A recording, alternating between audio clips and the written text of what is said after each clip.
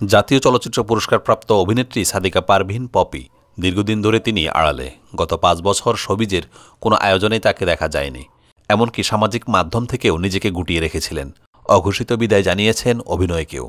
তবে হঠাৎ করে আবারও প্রকাশ্যে এসেছেন পপির স্বামী, সন্তান ও ব্যক্তিগত জীবন।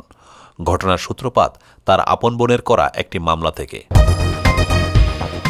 সম্প্রতি তার বিরুদ্ধে খুলনায় পৈতৃক সম্পত্তি দখল চেষ্টার অভিযোগ তুলেছেন মা ও বোন। এ বিষয়ে খুলনার সোনাডাঙ্গা থানায় একটি সাধারণ ডায়েরিও করেছেন পপির বোন ফিরোজা পারভীন। ক্যারিয়ারের শুরু থেকেই পরিবারের সবাইকে নিয়ে রাজধানী ঢাকায় থাকতেন পপি। কখনো দ্বন্দ্বের আভাস পাওয়া যায়নি। হঠাৎ করে পপির পরিবারের দ্বন্দ্বের বিষয়টি প্রকাশ্যে আসায় অনেকে হতবাক হয়েছেন। মামলার মাসখানেক পেরিয়েছে। বর্তমানে বিষয়টি নিয়ে আবারও গণমাধ্যমের সঙ্গে কথা বলেছেন এই অভিনেত্রী। তিনি বলেন, আমার বিরুদ্ধে আনীত অভিযোগের সত্যতা পাওয়া যায়নি। আমার করা সাধারণ ডায়েরি তদন্তাধীন। আইনিভাবে লড়াই করব। বর্তমানে মামলার প্রস্তুতি চলছে। অন্যায়ভাবে আমার জমি দখল করে রেখেছে তারা। মামলা করবই। ৬ কাঠা জমির দলিল আমার নামে। সামনের অংশের জমিতে ভাগ পাব। কিন্তু সব কিছু মা বোনেরা দখল করে রেখেছে। সামনে যে ঘর তুলেছিলাম তা থেকে প্রায় ৬০,০০০ টাকা ভাড়া আসে। সব তারাই নেয়। মায়ের বিরুদ্ধে সংসার ভাঙার অভিযোগ এনে পপি বলেন, নিজের কোনো সকাল্লাদও পূরণ করিনি। নিজের সবটা দিয়ে পরিবারকে দেখেছি। সেই মা আমার স্বামী ও সন্তান নিয়ে মিডিয়ায় ছোট করেছে। আমি চেয়েছিলাম সময় সুযোগ বুঝে স্বামী সন্তান নিয়ে কথা বলবো, কিন্তু খুব বাজেভাবে আমার স্বামী সন্তানকে উপস্থাপন করেছে। আমি বিয়ে করে সংসারে হয়েছি। আমার শেষ আশ্রয় যেটা ছিল, যে আমাকে আশ্রয় দিয়েছে, জীবন বাঁচাতে দায়িত্ব নিয়েছে, কিন্তু সেই মানুষটাকেও অসম্মান করেছে, সংসার নষ্ট করার চেষ্টা করছে। এটা পৃথিবীর কোনো মা তা করতে পারে না। শ্বশুরবাড়িতে ফোন করে নানা মিথ্যাচার করেছে। আমাকে ডিভোর্স দেওয়ার জন্যও বলেছে। তিনি আরও বলেন, যাদের উপকার করেছি তারা আমার ক্ষতি করছে।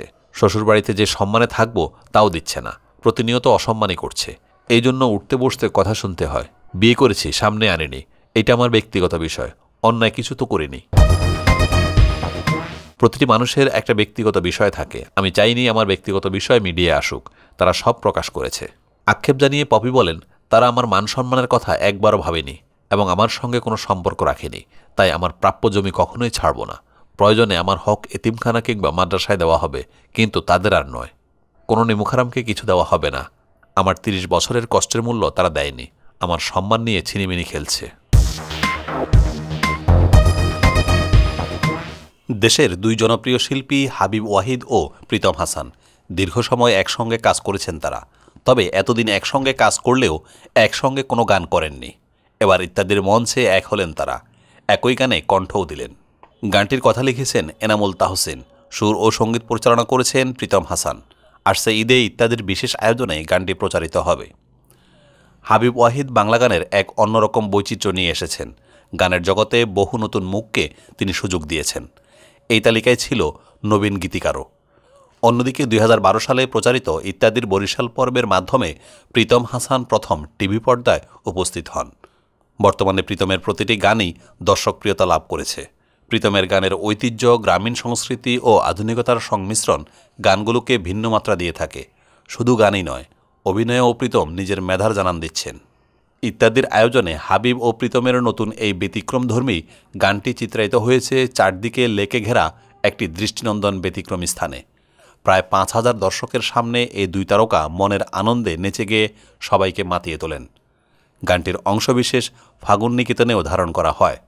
প্রতিবারের মতো এবারও ঈদ উপলক্ষে ইত্যাদির বিশেষ আয়োজন বাংলাদেশ টেলিভিশনে প্রচারিত হবে ঈদের পরদিন রাত ৮টার বাংলা সংবাদের পর।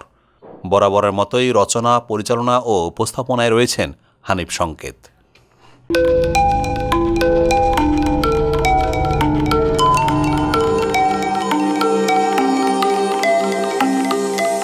টেন টিভি, দেশ ও দশের কথা বলে।